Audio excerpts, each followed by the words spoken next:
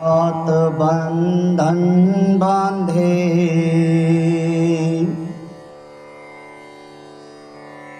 राग द्वेष अभिमान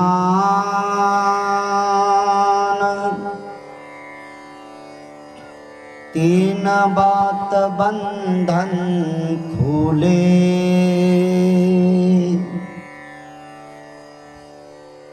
शील समाधि ज्ञान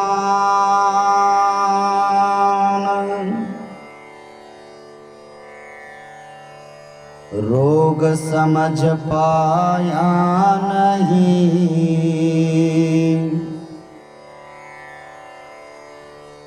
समझा नहीं निदान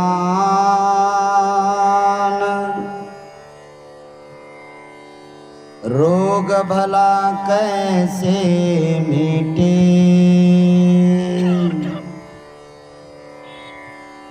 कैसे हो कल्याण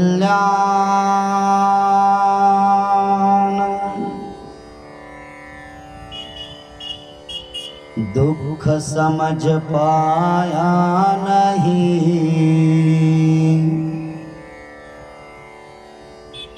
समझा नहीं निदान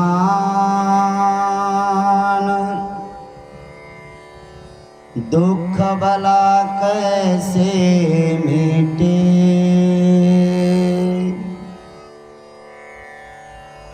कामोक्ष निर्वाण तृष्णा जड़ से खोद कर अनासक्त बन जाय दुख बंधन से छूटन का यही एक उपाय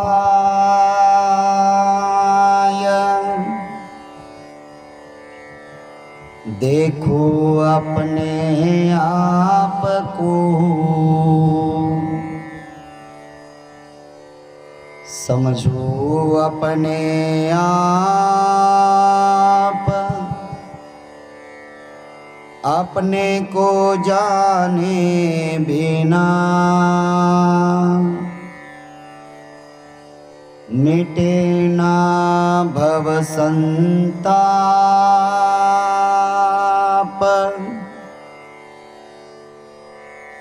क्षण क्षण जागृत ही रहे शुद्ध सत्य का बोध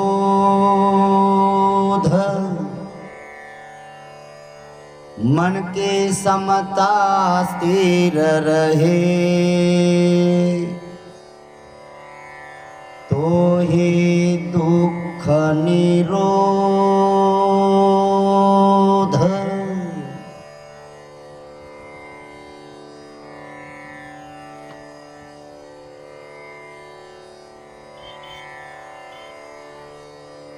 मनुष्याचं जीवन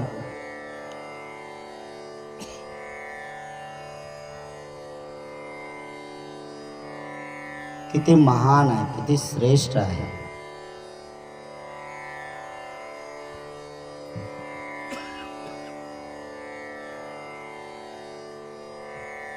भगवंताने मनुष्य जाती दुर्लभं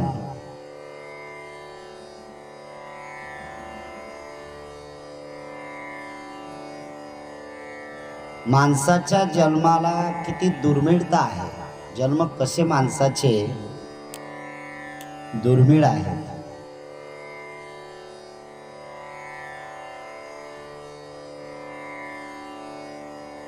किती माणसाला पुण्याचा संचय करावा लागेल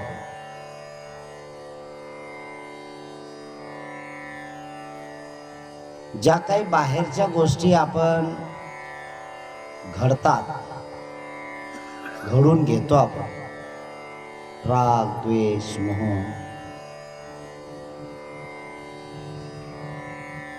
ह्या सगळ्या माणसाच्या सत्कर्माला आळा घालण्यासाठी निर्माण केलेले आहे. तिथपर्यंत आपली सोच नाही, तिथपर्यंत आपण पोहोचलो नाही.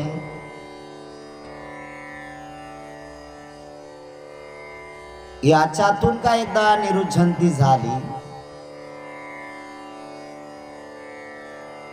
माणूस निर्मळ बनला, सद्गतीच्या मार्गाला लागला, निर्वाणाची गती प्राप्त होईल.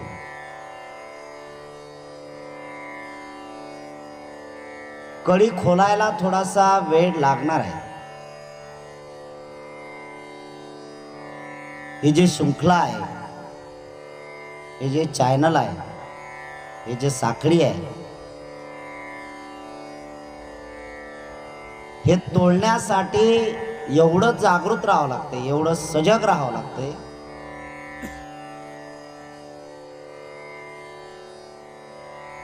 जराही सुद्धा याच्यात बेहोशी निर्माण झाली तरी माणूस त्या गतीला येतो. दुर्गती असेल, निरय लोकांची गती असेल.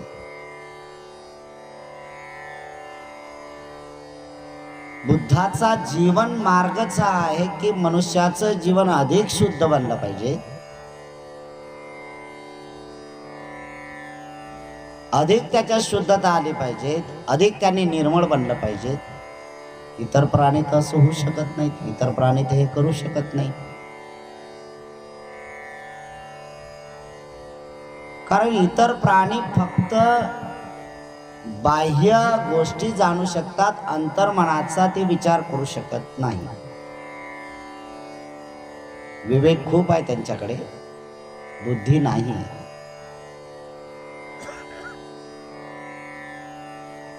आणि म्हणून तिन्ही गोष्टीचा अभ्यास हा जर निरंतरता आपली त्या अभ्यासामध्ये असली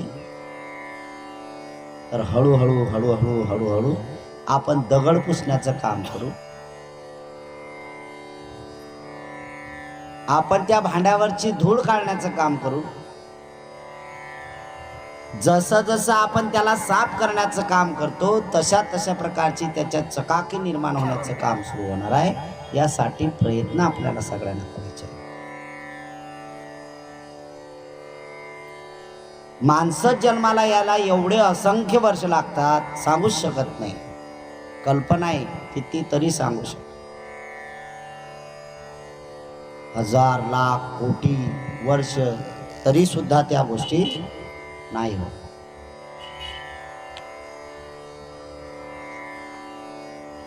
या सगळ्या गोष्टीचा विचार तर बुद्ध किती महान असतील किंवा बुद्ध किती दुर्लभ आहेत.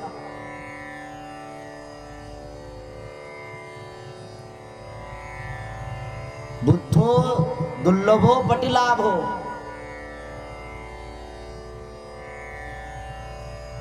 मनुष्य या मनुष्याच्याच मार्गातून बुद्धत्व प्राप्त करू शकतात, पण बुद्धत्वाला त्या गोष्टीचा अभ्यास करणं गरजेचं असतं. बोधिसत्व निर्माण होणं ही सुद्धा किती मोठी कठीण परिस्थिती आहे. मग आपण याच्यात फक्त बाहेरीक गोष्टीचा विचार करत असताना काल्पनिकतेच्या गोष्टीवर आपण भर दिलेला आहे. तर काल्पनिकता गोष्टीवर जर दिला तर पडद्याच्या पलीकडचं काय आहे ते आपल्याला अजिबात दिसत नाही.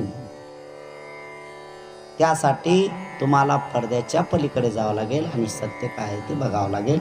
हे तर आलंबने सोडावं लागेल.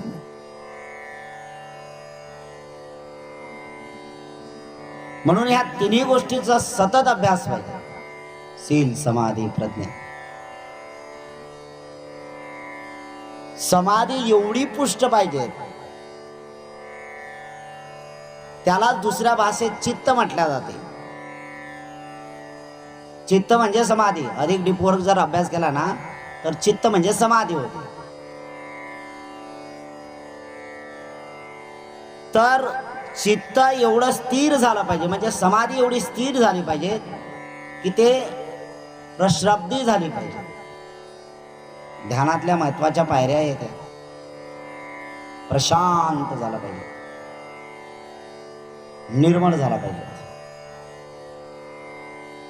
आणि जेवढा जेवढा गहराईवर आपण जाऊ तेवढा तेवढा समाधीचा अभ्यास पुष्ट होईल, तेवढी तेवढी प्रज्ञा प्राप्त होणे. चित्तगुप्त नावाचे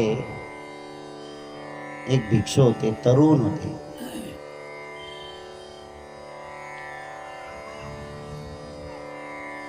ऐन तारुण्यामध्ये भिक्षू झाला.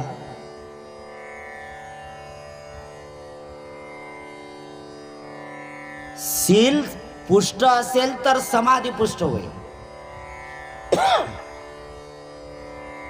तारुण्यामध्ये ऐन तारुण्यामध्ये भिक्षू झाला, घरबार सोडलं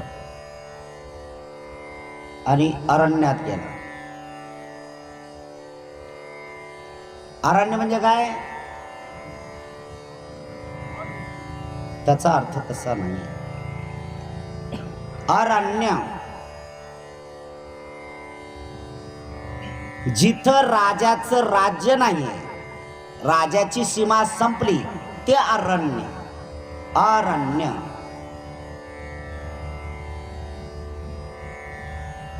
तिथं राजाचा अधिकार नाही, सीमा आखल्या जातात ना, अशी जंगलाची सीमा आहे.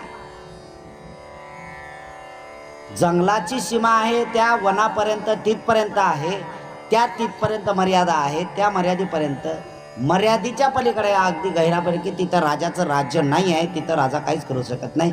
अशा भयानक दाट जंगलात गेला तर त्याला अरण्य असं म्हटलं जातं. अरण्य. समाधी करण्यासाठी अरण्यामध्ये गेले. शील एवढं महत्वाचं आहे की त्या शीलामध्ये एवढी पुष्टता केली की शील कभी छूटने नहीं चाहिए.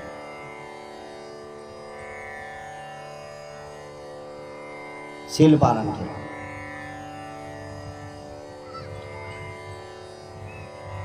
आणि समाधीचा अभ्यास करता करता 1 दिवस 2 दिवस 3 दिवस झाले, भूक लागली, कोणी भोजन दिलं नाही किंवा त्यांनाही सुद्धा त्याच्यात केलं नाही.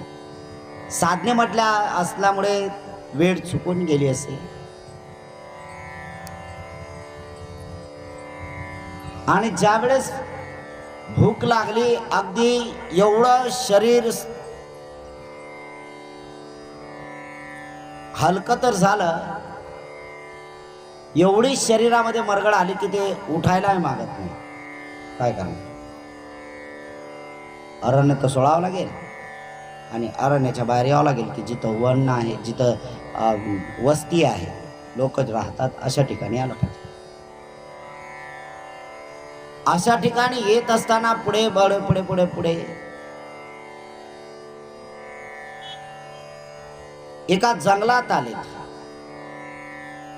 की ती शेती आहे, त्या शेतीमध्ये आंब्याचं झाड आहे. आणि त्या आंब्याच्या झाडाखाली बिलकुल त्यांनी कसं तरी शरीर आलंय, चालत आले, कसे तरी आले. पुढे मात्र गावात त्यांना येता आलं नाही, म्हणून आंब्याच्या झाडाखाली तिथंच बसले आणि तिथंच लोळकायचे. जमलंच नाही. भूक तर खूप लागली, आजूबाजूला आंबे पडलेले आणि ती त्यांनी कसोटी लावली. आजूबाजूला आंबे पडलेले आहेत, एकही आंबा नाही उचलला. शेतकरी आला, बघितलं कोण आहे शेतात. त्यांनी सांगितलं, अरे भंते तुम्ही कसे काय? त्यांनी सांगितलं की महाराज 3 दिवसापासून उपाशी आहे, भूक लागली. शेतकरी म्हणला, भंते 3 दिवसापासून उपाशी, तुमच्या समोर तर आजूबाजूला आंबे तर पडले. अरे आंबे पडले पण अधीनं दाना होईल ना. मी तुमच्या पाठीमागं जो आंबा उचलेल तो अधीनं दाना होईल ना. आणि अधीनं दाना होईल म्हणजे माझ्या शिलामध्ये बाधा होईल, आणि शिलामध्ये बाधा झाली तर माझ्या समाधीमध्ये खोट होईल, समाधीमध्ये खोट झाली तर माझी प्रज्ञामध्ये खोट होईल, आणि प्रज्ञा जर मला प्राप्त झाले नाही तर पुन्हा भवचक्रामध्ये मी पूर्णतः गुंफून राहील ना. पुन्हा गुंफून राहील मी. किती महत्व दिलं आंबा खायला. शेतकरी एवढा प्रभावित झाला की किती महान आहे की एक आंबा सुद्धा चोरला नाही, की चोरल्याचा डाव उचलला नाही, भूक लागली तरी बिलकुल खाल्ला नाही.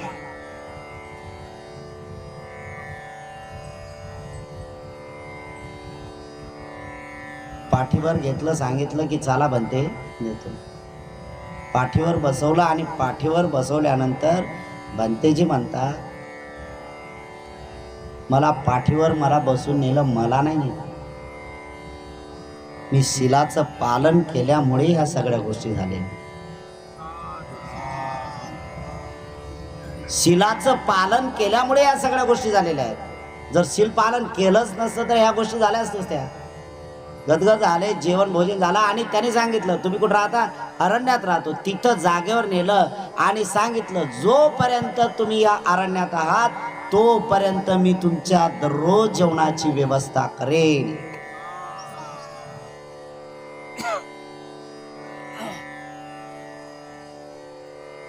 समाधी ती मार्ग आहे.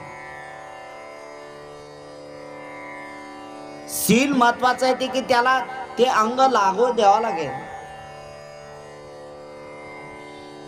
त्याचा अभ्यास करावा लागेल. शिलाला किती महत्व द्यावं लागेल. समाधीचं एक महत्वाचं एक उदाहरण आहे की एक तरुण भिक्षू ध्यानाला बसले, तेही अरण्यात बसले आणि अरण्यात बसल्यानंतर त्याने एक तरुण मुलगी, विवाहित मुलगी होती, लग्न झालेलं होतं नुकतंच. एक तरुण मुलगी, विवाहित मुलगी, काहीतरी पती पत्नींचा घरामध्ये काही वाद झाला असेल, काहीतरी कारण झाली असतील म्हणून ते घरातून बाहेर पडाली. घरातून बाहेर पडत असताना हे कडेच्या रस्त्याच्या बाजूला बसले होते आणि बसल्यानंतर ती तरुण मुलगी, विवाहित मुलगी त्या भंतीजीकडे बघितल्यानंतर हसली. हसल्यानंतर यांनी जे केले, हे भिक्षू त्या समाधीत होते. काये कायानुपस्सी विहरती आतापि संप जानो सतीमा.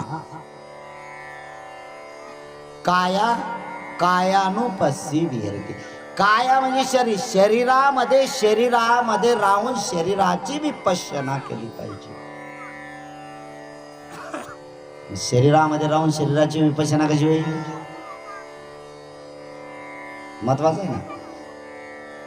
हे त्याला संप्रज्ञान पाहिजे, हे त्याला समज पाहिजे, हे त्याला जागृत पाहिजे की मला हे शरीर आहे आणि या शरीरावर जे काय संवेदना होत आहेत, मग दुःखद संवेदना असतील, सुखद संवेदना असतील, जे काय होत असेल, न्यूट्रल वेदना असतील, ह्या वेदना होत आहेत तो एवढा कायेमध्ये आहे. त्यामुळे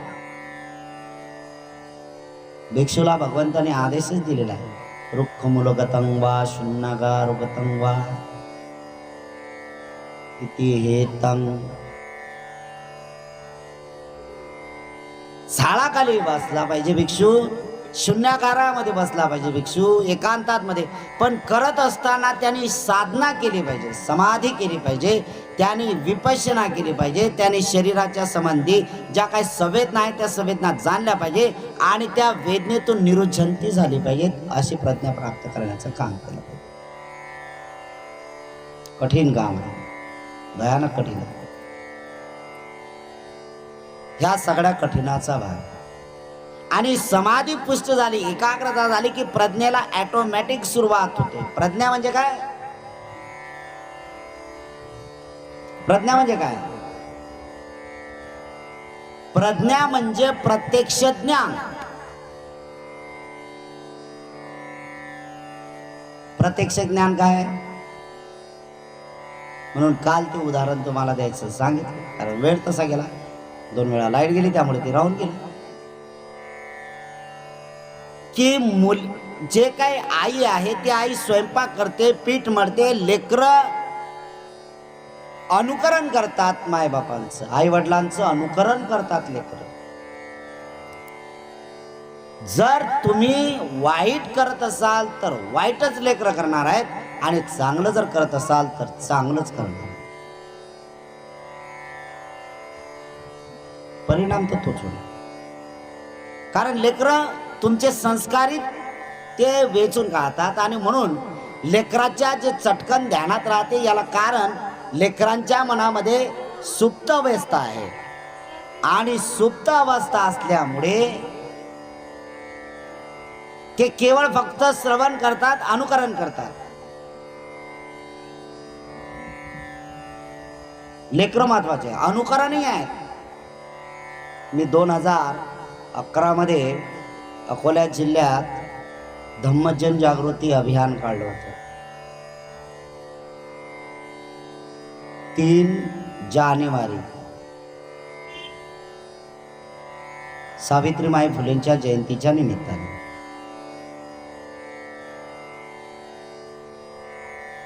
आणि अकोला जिल्ह्यात गेलात असताना फिरलो मी, बरेचसे तालुके फिरलो, 7चे 7 तालुके, जवळजवळ 14 दिवसाचा काहीतरी तो प्रवास केला. 15 दिवसाचा, 18 दिवसाचा. त्याच्यात विलास गवई पण चिवर घालून होते. तर हिरपूर नावाचं एक गाव आहे मूर्तिजापूर तालुक्यामध्ये, तिथे एक विहाराचं कामही सुरू केलं होतं त्यांनी. आणि तिथं आमचा भिक्षू संघ गेला, प्रल्हाद वानखडे सुद्धा होते.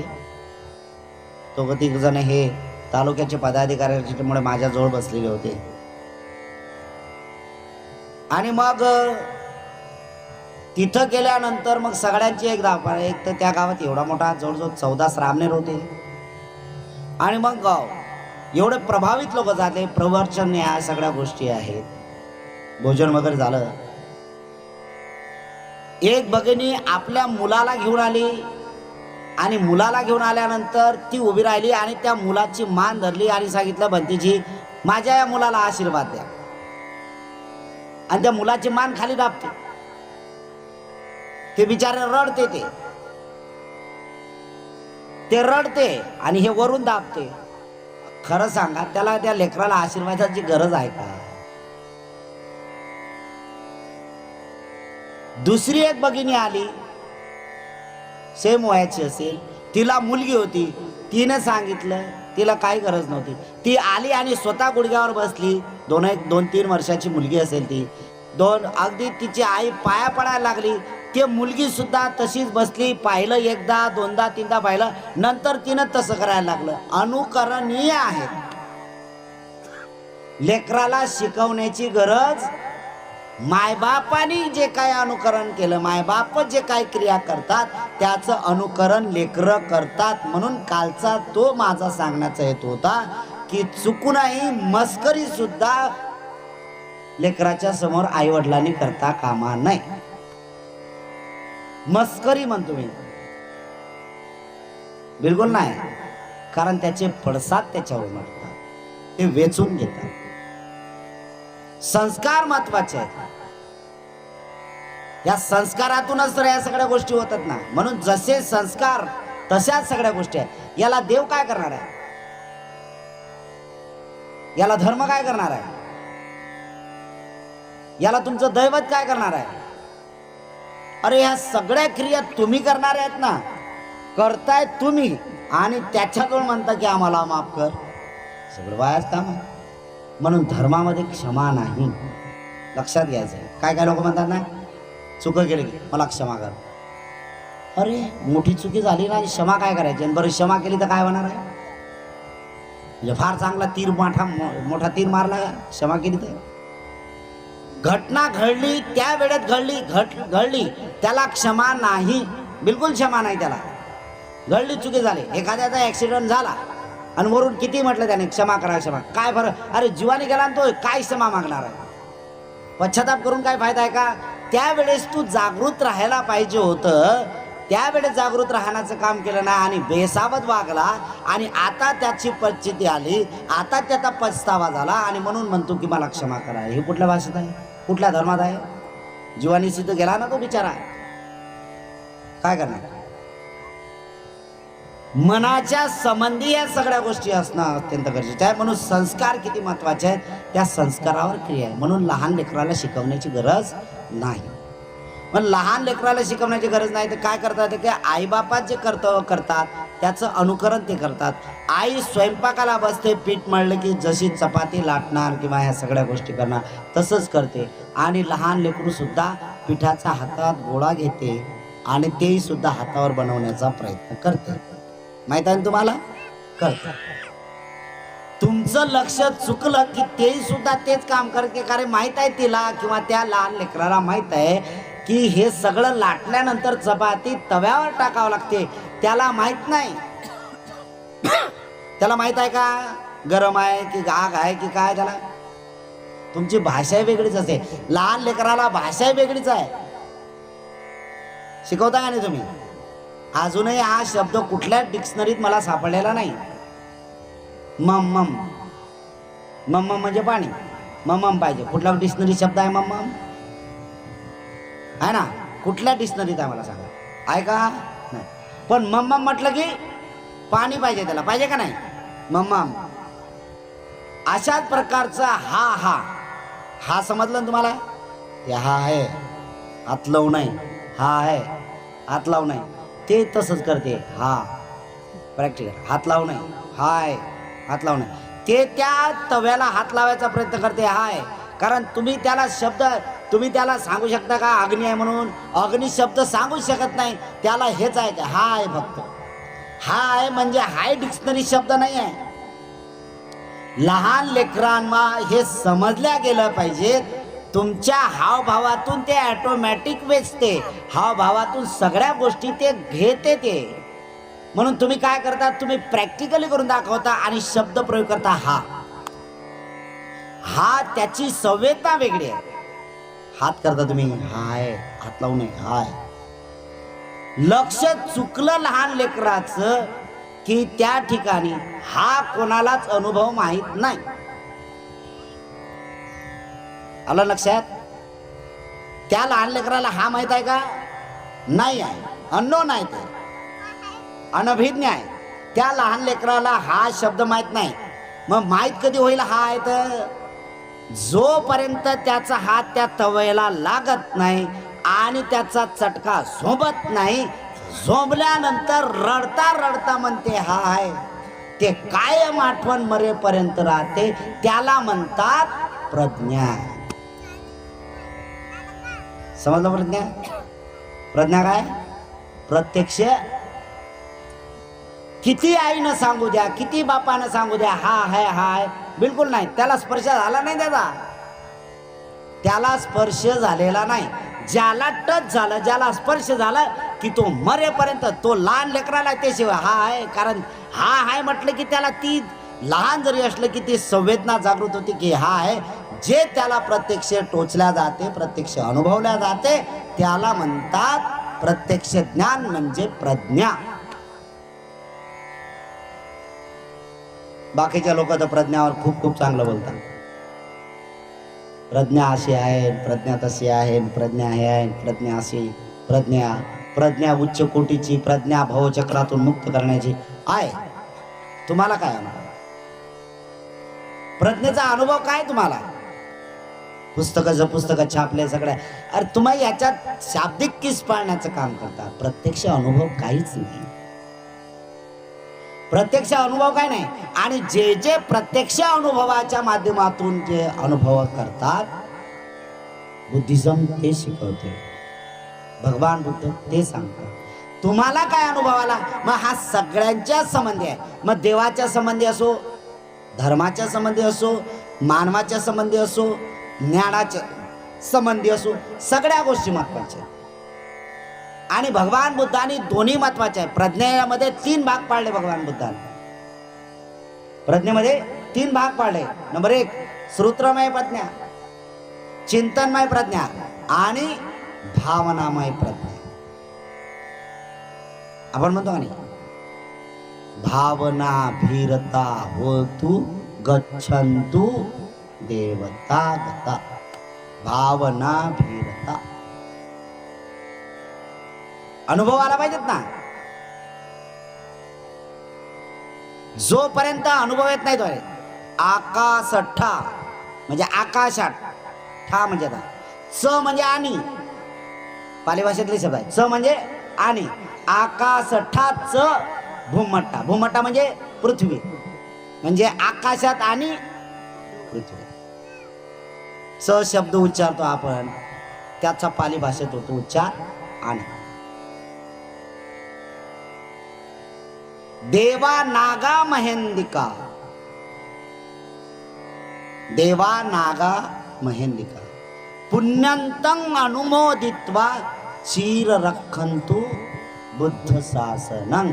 चिरकाल पासून चालत आलेले बुद्ध शासन आहे. मग सम्यक संबुद्ध सिद्धार्थ सम्यक संबुद्ध असो, की मग त्याच्या अगोदर दीपंकर बुद्ध असो, की त्याच्या अगोदर तनंकर बुद्ध असो, जे काही बुद्धवाणी आहे ते सम्यक संबुद्धाचे आहे. ते चिरकाल पर्यंत चाले. ते या चिरकाल चालणाऱ्या जराही अंतर नाही आहे, बिलकुल अंतर नाही आहे.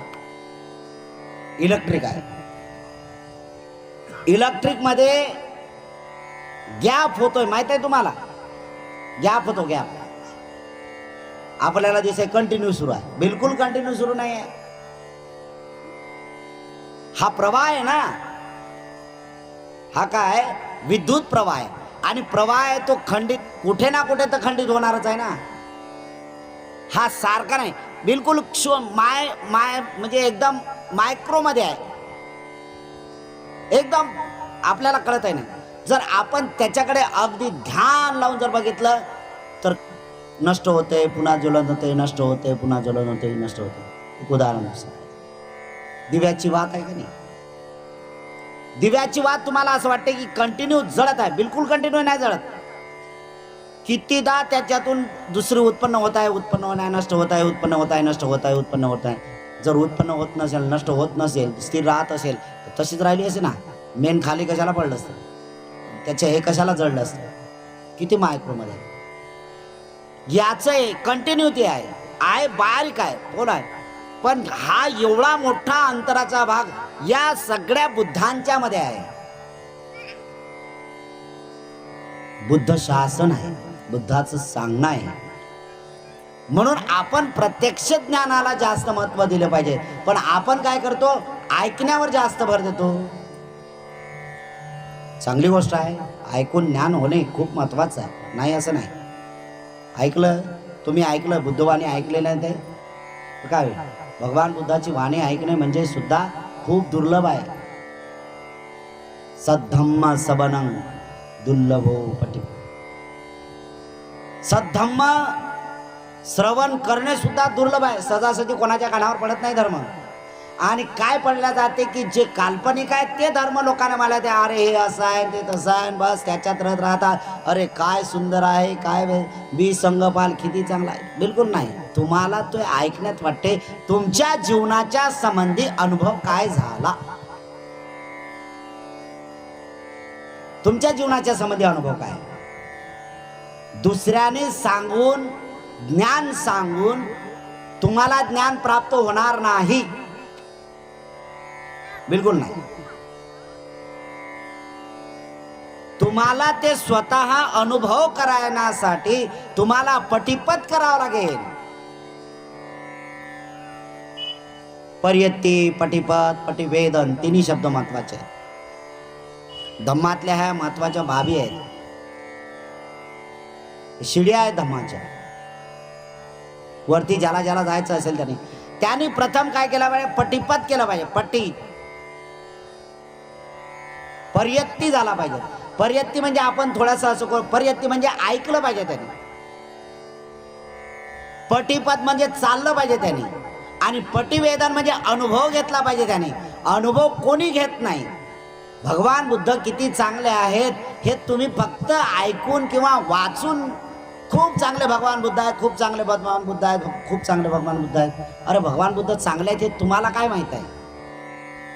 बुद्धाची तुम्ही स्तुती करता हे ठीक आहे, पण बुद्धाची स्तुती रिअल मध्ये आहे का तसं? तुम्ही तर म्हणतात ना, इतिपिसो भगवारहं सम्मा संबुद्धो वेज्जाचरण संपन्नो सुगतो लोकविदु अनुत्तरो पुरी सधम्म सारथी सत्ता देव मनुष्यानं बुद्धो भगवाती. इतिपि असा भगवान, असे भगवंत आहेत. असा भगवान आहे आणि असे भगवंत आहेत, असे भगवंत आहेत, असे भगवंत आहेत. कसे भगवंत आहेत? अरहं सम्मा संबुद्धो विद्याचरण संपन्न. विद्याचरण, विद्या तर आहेच पण आचरण महत्वाचं आहे. दोन्ही गोष्टी महत्वाच्या आहेत, दोन्ही गोष्टी महत्वाच्या आहेत. विद्या पण पाहिजे म्हणजे ज्ञान पाहिजे, आणि ज्ञान असून आचरण पण पाहिजे.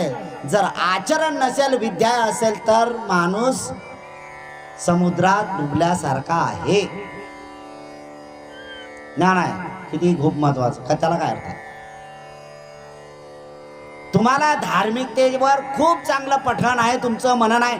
नको नको ते गाथा बोलून दाखवता तुम्ही. मग याच्या गाथा बोला, त्याच्या गाथा बोला, बुद्धाचं बोला, तुकोबाचं बोला, कबीराचं बोला, आधी गुरु महाराजाचं बोला, गुरु ग्रंथ साहेबांचं बोला, अल्लाह मियाचं बोला. सगळं पाठ आहे तुमचा. कुराण पाठ आहे, भगवद्गीता पाठ आहे, बुद्ध आणि त्यांचा धम्मग्रंथ पान नंबर सकट पाठ आहे, ओळी सकट पाठ आहे, ग्रंथ साहेबा ग्रंथ सगळा पाठ आहे.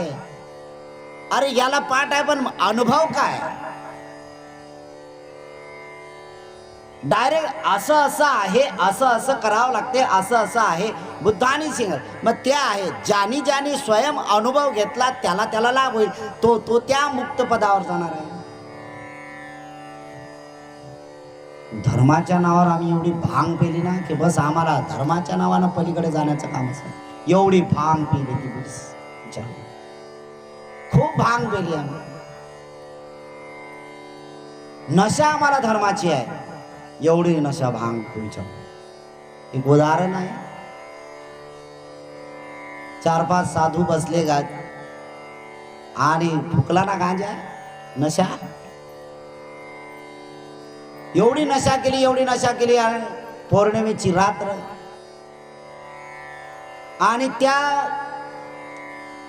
तलावामध्ये, त्या नदीमध्ये नाव आहे, आणि सगळ्यांच्या मनात त्याने सांगितलं, अरे कितना सुंदर वातावरण है अभी, चलो विहार नौका कर लेंगे. विहार नौका करायला निघाले दोघे साधू लोक हे. आता ज्याची नाव आहे त्याने बिचाऱ्याने ते नाव त्या तलावामध्ये किंवा त्या तळ्यामध्ये ते इतरत्र फिरू नये म्हणून त्यांनी ते नाव त्या तळ्याच्या काठी एक खुंटा होता त्याला ते नाव बांधून टाकली. एवढी भांग पेलेली आहे, सगळे उतरले त्याच्यात आणि सांगितलं की अख्खी पौर्णिमेची रात्र आपण आता विहार नौका करू. बस दोघांच्या हातात चप्पू घ्या आणि सुरुवात नाव विहार नौका करायला. खूप चप्पू मारत बसले, खूप मारत बसले, खूप मारत बसले, खूप मारत बसले. दिवस उजाळा, लथपथ झाले आणि बघितलं आपण किती लांब आलो ते बघूया. बघतात तर काय तिथल्या तिथं काय तर म्हणले रस्सी सोडली. रस्सी नाही सोडली आणि विहार चप्पू मारणं सुरू झाला. विहार नौका कशी होईल? आमच्या जीवनातलं आम्ही तेच काम केलं. विहार नौका करायला आम्ही सगळे झालेलं आहे, पण ती गाठ नाही सोडली ना धर्माची, बिलकुल नाही. अनुभवाची अजिबात नाही. आम्ही कधी सजग राहतच नाही, आम्ही कधी जागृत राहतच नाही आहे. आम्हाला त्या मुक्ती, सगळ्या धर्मातल्या लोकांना मुक्तीपदाची सगळी अपेक्षा आहे, पण मुक्तीपदावर चालण्यासाठी रस्सी सोडावं लागते हे अजिबात भान नाही. कारण रस्सी सोडण्याचं म्हणजे प्रत्यक्ष ज्ञान प्राप्त करण्याचं काम आहे, हे कोणाच्या ध्यानातच नाही. सगळे बेभान झाले आणि एवढे बेभान झाले की धर्माचे युद्ध सुरू झाले. हा धर्म मोठा की तो धर्म मोठा, आणि येऊन ठेपलं काशावरच नाही, बस एकच आहे आता. या धर्माचे लय सुंदर गाणे, त्या धर्माचे गाणे सुंदर. अरे गाण्यात काय घेऊन बसला तुम्ही? अनुभव काय करत आहे? तुमच्या घरामध्ये तुम्ही गाणे ऐकून काय शांत झाले का? हा तर बुद्धिविलास झाला ना. हा बुद्धिविलास आहे. या बुद्धिविलासाने माणसाचं काही होत नाही, बिलकुल होत नाही. याला प्रत्यक्ष अनुभव आहे. जर तुमची भूक तुम्हाला जर शेमून टाकायची असेल, तुम्हाला भूकानं जर करायचं असेल, त्याचा अनुभव घ्यावा लागत असेल तर ते तुम्हाला करणं गरजेचं आहे. श्रोत्रमय प्रज्ञा तसं काम करत नाही. एखाद्याने तुम्हाला सांगितलं की आजचं जेवण खूप चांगलं होतं. आजचं जेवण काय होतं? अरे आजच्या जेवणामध्ये तर अमुक अमुक पदार्थ होता ना, एवढा टेस्टी होता, एवढा. बिचाऱ्याच्या तोंडाला पाणी येईल. तोंडाला पाणी येईल याचा अर्थ असा नाही की त्याची भूक जाईल म्हणून. त्याचा स्वाद कसा आहे, काय काय माहित आहे त्याला, तोंडाला पाणी सुटलं. किंवा एखाद्याने ते लिहून ठेवलं की असा असा पदार्थ हा खूप टेस्टी आहे, खूप चवदार आहे, खूप चांगला आहे, याने पोट खूप चांगलं होते असं आहे. तो वाचला आणि तोंडाला पाणी सुटलं. अनुभव झाला काही? तोंडाला तर पाणी सुटलं, अनुभव आला. पण ज्या वेळेस वाचलेला आहे किंवा ज्या वेळेस ऐकलेला आहे आणि रिअल मध्ये तसा पदार्थ जवळ आला आणि आल्यानंतर तो जर स्वाद चाखला, तो जर स्वाद आपण घेतला, तर अनुभव घेतला, त्यावेळेस तुम्ही अनुभवाच्या मार्गावर उतरणार आहात. फक्त पुस्तकं वाचणे आणि लोकांचे प्रवचन ऐकणे याने अजिबात मुक्ती प्राप्त होत नाही. ग्रंथ किती पाठ करा, काही पल्ले पडता नाही बाई, कुछ पल्ले नाही पडता. ग्रंथ किती वाचा ना, पान नंबर सकट वाचा, काय त्याला अर्थ काय? या पान नंबरवर अमुक आहे, त्या पान नंबरवर तमुक आहे, आणि याने असं सांगितलं, त्याने सांगितलं. अरे तू काय आहे? भगवान बुद्धांनी खूप चांगला मार्ग सांगितला, अष्टांगिक मार्ग सांगितलेला आहे. कारण भगवान बुद्ध या जगातला सर्वात महत्वाचा द्रष्टा महापुरुष जर कोणी असेल की त्याने पहिल्यांदा ते शिकवलं. पहिल्यांदा शिकवण्याच्या अगोदर गमन केलं त्यांनी, गमन केलं त्यांनी. स्वयं चालले ते, आणि चालले थांबले असं नाही, सतत चालत राहिले ते. 45 वर्ष सतत चालत राहिले. म्हणूनच ते म्हणतात ई अभिक्कवे या भिक्खूनो. आणि ते तर स्वतः चालतच आहेत, स्वतः चालत आहेत. भिक्षूंनाही सुद्धा चालवायला सांगतात की या मार्गाने चाला आणि स्वयं कल्याण साधा. कल्याणाचा मार्ग हा आहे. तुम्हाला कल्याण साधायचं असेल तर तुम्ही या मार्गाने चाला. म्हणून प्रत्यक्ष ज्ञानाला खूप महत्वाचं आहे. आमची भावनामय प्रज्ञा महत्वाची आहे. जोपर्यंत आम्हाला त्या भावनामय प्रज्ञेचा अभ्यास होत नाही की नेमकं काय भावनामय प्रज्ञा म्हणजे काय, तर प्रत्यक्ष ज्ञान. आणि प्रत्यक्ष ज्ञान काय, तर राग उत्पन्न झाला तर कशामुळे उत्पन्न झाला, याला कारण काय, तर याला कारण आहेत पशुपादान खंदा दुःखा. अरे दुःख कशामुळे होते? दुःख आहे ना, बुद्धाने सांगितलं 4 प्रकारचे महत्वाचे भाग सांगितलेले आहे बुद्धाने. आणि डीपवर जर बुद्धाचं लिटरेचर वाचायचं असेल, डीपवर जर खोलवर तुम्हाला जर बुद्धाचं चरित्र वाचायचं असेल, तर बुद्ध फक्त 2च दुःख सांगतात. आर्य सत्य फक्त 2 सांगतात. आणि बोधिसत्व बाबासाहेब आंबेडकरांनी बुद्धाने त्यांचा धम्मग्रंथ लिहित असताना त्याच ठिकाणी 4 प्रश्न उपस्थित केले. आणि त्या प्राकथन मध्ये 4 प्रश्न उपस्थित करत असताना वाचकांच्या समोर पहिला प्रश्न केला 4 आर्य सत्यांच्या संबंधी. रिअल मध्ये बाबासाहेब म्हणतात खरंच 4 आर्य सत्य आहेत की नंतर हे त्याच्यात भर टाकले गेलेले आहे. बुद्ध सुद्धा 2च आर्य सत्य सांगतात आणि बाबासाहेब सुद्धा अगदी वाचन करत असताना 2च आर्य सत्य सांगतात. खूप महत्वाच्या गोष्टी आहे. आपण त्याला 4 आर्य सत्य असं केलं की हे ठोस ज्ञान संपादन झालं पाहिजे, यासाठी त्याच्यात या 2 आर्य सत्याची भर पाडली. 2 आर्य सत्य कुठला आहे?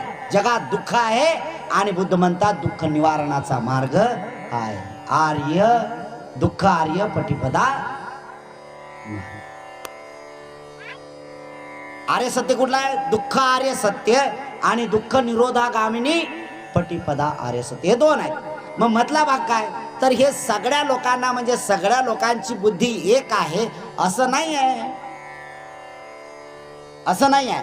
मग त्याला समजण्यासाठी सर्वसाधारण लोकांना सगळ्यांना समजण्यासाठी सांगितलं की दुःख आर्य सत्य, दुःख समुदाय आर्य सत्य, दुःख निरोध आर्य सत्य आणि दुःख निरोधागामिनी पटिपदा आर्य सत्य. काय दुःख आहे? तर बुद्धाने त्याच्या ठोस सांगितलं. काय दुःख आहे? जातीपि दुःखा, मरणमपि दुःखा, व्याधीपि दुःखा, शोकमपि दुःखा. बुद्ध चार तर सांगतात, पण अधिक डीपवर सांगतात संखितेनं पचुपादान खंदा दुःख. संक्षिप्त मध्ये सांगायचं असेल तर काय, 5 उपादान स्कंद आहे. मग 5 उपादान स्कंद काय? उपादान 5 उपादान काय माहित आहे? रूप, नाम रूप, संज्ञा संस्कार विज्ञान. हे दुःख आहे. यापासूनच सुरुवात होते. शारीरिक दुःख वेगळा आहे, मानसिक दुःख वेगळा आहे. यांचा समुदाय होतो म्हणजे एकत्र येतात आणि याचा आपण भरून ठेवत असतो. याचं आपण अगदी तंतोतंत भरून ठेवण्याचं काम करत असतो. मग तुम्ही कधी कधी म्हणता की हे दुःख कसं काय झालं? कारण त्या दुःखाची उभारणी वरती येते आणि निरोचनती करण्यासाठी मी काल तुम्हाला सांगितलं 8 अंग का आर्यपथ, शुद्ध धर्म का पंथ, कदम कदम चलते हुए दुर्जन होवे संत. जर अंगुलीमाल एवढा क्रूर आहे, अंगुलीमाल जर एवढा 999 मारतो माणसांना आणि तरी अरंत बनतो, जीवनमुक्त म्हणतो, आपण का बनत नाही? कारण तिथपर्यंत आपण चालण्याचा प्रयत्न करत नाही. प्रथमतः आपल्याला चालावं लागेल पंचशील पालन बला, निर्मल भली समाधी, प्रज्ञा तो जागृत भली, दूर करे भव व्याधी. दुःख चक्र बंद करायचं आहे ना, व्याधी बंद करायच्या आहेत ना, आजार बंद करायचे आहेत ना. यासाठी तुम्हाला पहिल्यांदा शील पालन करणं अनिवार्य. आणि शिलाला किती महत्वाचं आहे, शिलाला किती महत्व आहे. कलिंग देशाचा राजा आणि कलिंग देशाच्या पलीकडच्या राजांचं, या दोघांनी एकमेकाला कधी पाहिलं नाही. शिलाला किती महत्व देतात बघा. कलिंग देशाचा राजा, त्यांच्या राज्यामध्ये यात्रा भरायची, मेळा भरायचा. मेळा एकत्र यायचे.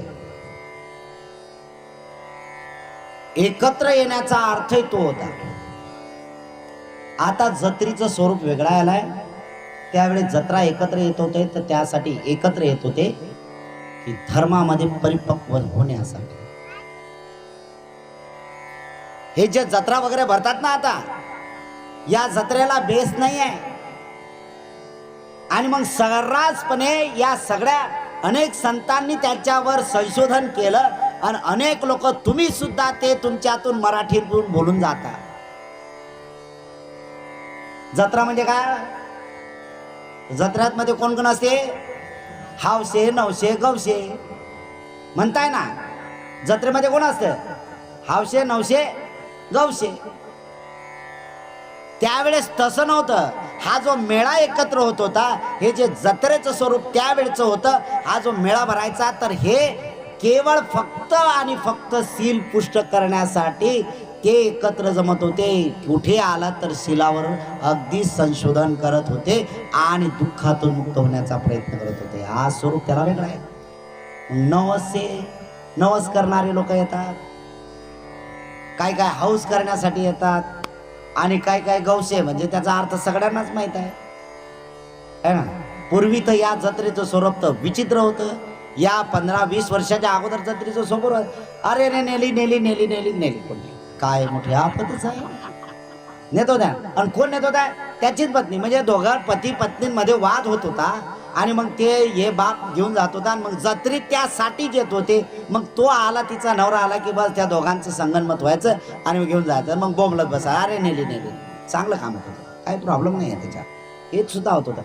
आज तर सगळं जत्रेचं स्वरूप बदलून गेलं, टोटल बदलून गेलं ना. त्याच्यात जराही सुद्धा तीळ मात्र सुद्धा धार्मिकता जत्रेमध्ये नाही. तीळ मात्र सुद्धा धार्मिकता नाही, बिलकुल नाही आहे. ना तर मला सांगावं की जत्रेमध्ये आहे. बरं, जत्रेमध्ये गेल्यानंतर काय, कशाला गेलात? हे तेवढंच म्हटलं. कबीरानी म्हटलं आणि तुकोबारायने म्हटलेलं, जत्रा में फतरा बिठाया, तीरथ बनाया पाणी, है ना. कैसी भली दीवानी, हे काय सांगितलं ना, पैसों की धूड़दानी. जत्रा में फतरा बिठाया तीरथ बनाया पान. काय माणसं आहे. जत्रेमध्ये एखादा दगड बसवला की बस त्याच्या नावाने जत्रा सुरू झाली. मग कोंबडे बकरे कापत राहा, हत्या करत राहा. तुम्ही हत्या करत असाल तर तुमच्या मनुष्याच्या जीवनाला बाधक काम करतात तुम्ही. सर्वात मोठं बाधक काम हत्यापासून. म्हणूनच तर क्रम बुद्धाने दिलेला नाही. मी तुम्हाला परवाला सांगितलं इतर धर्मांमधले क्रम बदलतील, पण पहिला क्रम जो सांगितला बुद्धाने तो पानाती पाता. आणि मी त्यावेळेस सांगितलं की पहिलं मी तुम्हाला जवड्याला सांगितलं पहिल्यांदा बुद्धाने पंचशील कोणाला दिलं. विसरले तुम्ही लोक काय सांग. ते नोट करतात म्हणून त्यांना माहित आहे. तुम्ही आपले त्याच्यात ऐका चांगलं काना लागतं म्हणा. मेमरी लॉस झाली. बिंबिसार राजाला पंचशील दिलं. का दिलं याचं कारण पण महत्वाचं आहे. याच म्हणून म्हणतो की भगवान बुद्ध म्हणजे सिद्धार्थ गौतमासारखा महान पुरुष होणं नाही, बिलकुल नाही. और त्यांनी सर्व लोकांचं कल्याण केलं. तुम्हाला काय माहित होतं रसील, तुम्हाला काय माहित आहे सदाचार. त्या महापुरुषांची पुण्य आहे की आम्ही शिलाचं पालन करण्यासाठी. मी कोणाही धर्माचं मला काही घेणं नाही, माणसासाठी सांगतो. मग तुमच्या देवाच्या नावाने का खपवाना, मला काय करायचं आहे. पण शिलपालन तर करा, कारण मनुष्याचं जीवन शुद्ध बनलं पाहिजे. आणि हे प्रथमतः राजा बिंबिसाराला भगवंतानी दिलेलं आहे. ज्ञान प्राप्ती कधी झाली सिद्धार्थ बोधिसत्वाला. हो, वैशाख पौर्णिमा येतात ते सगळ्यांनाच माहित आहे. साल कधी काय आहे, काय असं काही इतिहास आहे का काही. इसवी सन पूर्व 528 ज्ञान प्राप्तीचा आहे. वैशाख मास वैशाखी पौर्णिमा. ते झाल्यानंतर पहिल्यांदा ज्ञान प्राप्त झाल्यानंतर पहिलं आहे की बुद्धाला ज्ञान प्राप्त झालं म्हणजे नेमकं काय झालं. प्रत्यक्ष अनुभव आला. अनुभव आला म्हणजे पहिल्यांदा उदान निघालं त्यांच्या. उदान म्हणजे त्या दिवशी उदानचा अर्थ सांगितला ना.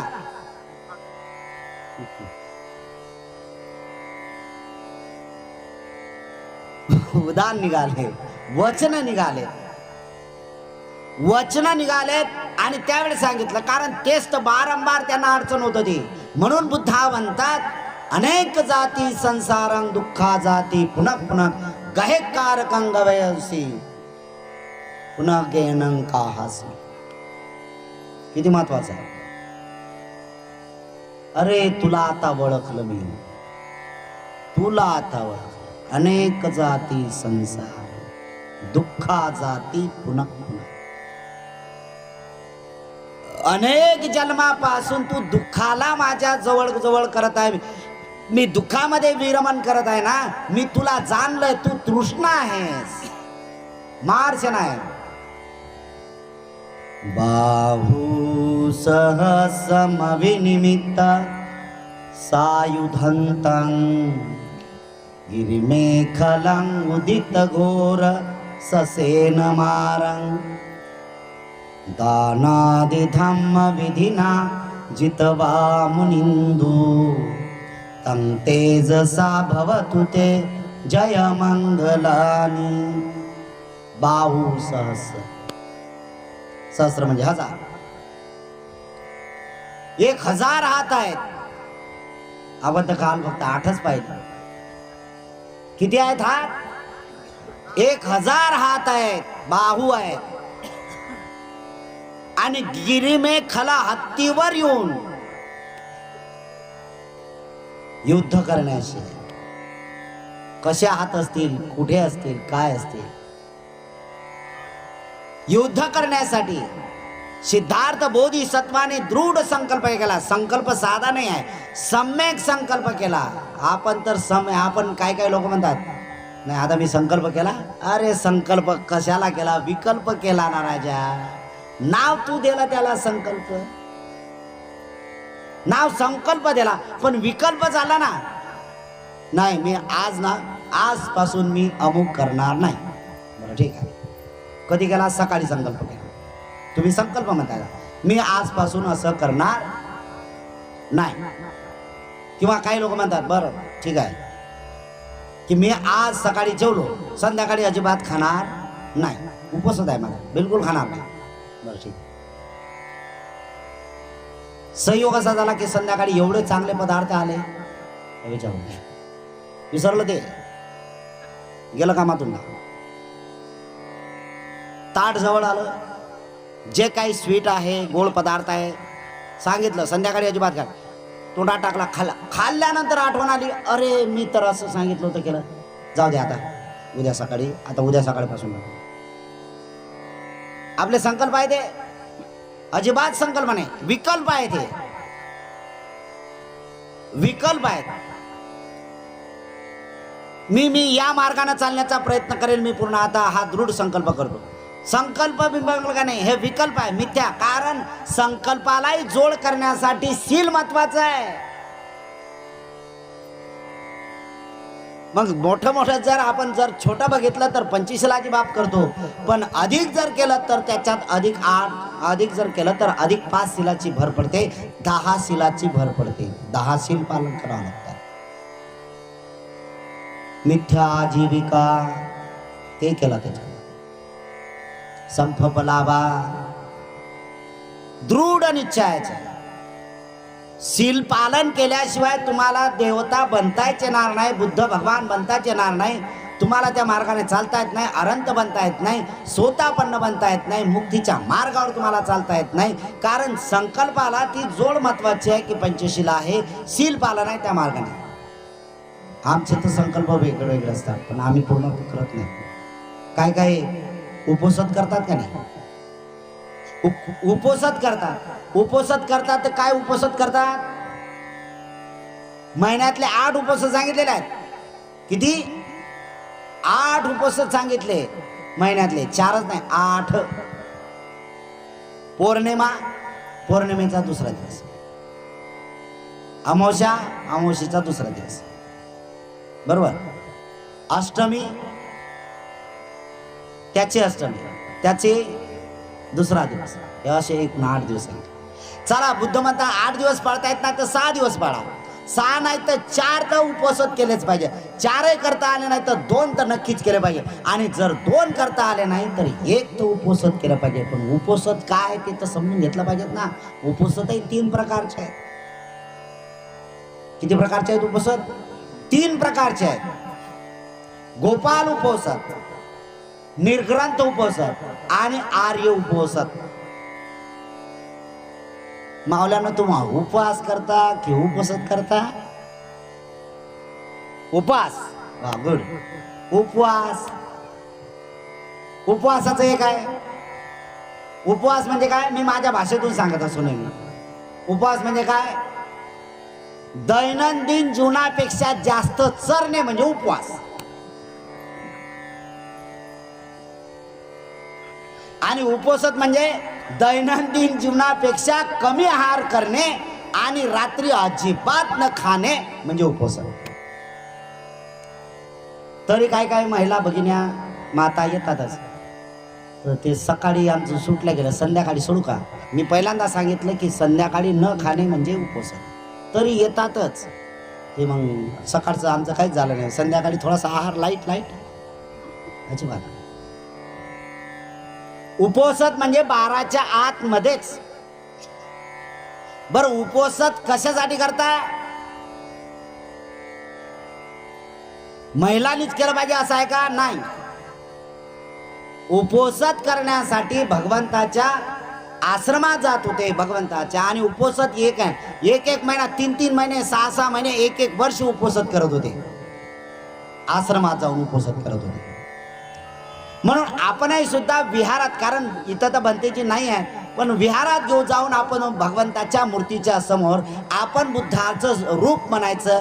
अस्तित्वात ते रूप नाही आहे, पण त्या मूर्तीला किंवा त्या मूर्तीपेक्षा आपल्या मनाला, चित्ताला आपण सचेत ठेवायचं आहे, आणि शील ग्रहण करून आपण दृढ निश्चय केला पाहिजे की आजचं उपवास आहे, या आजच्या उपवासाच्या दिवशी मी हे काम केलं पाहिजे. पण उपवास काय?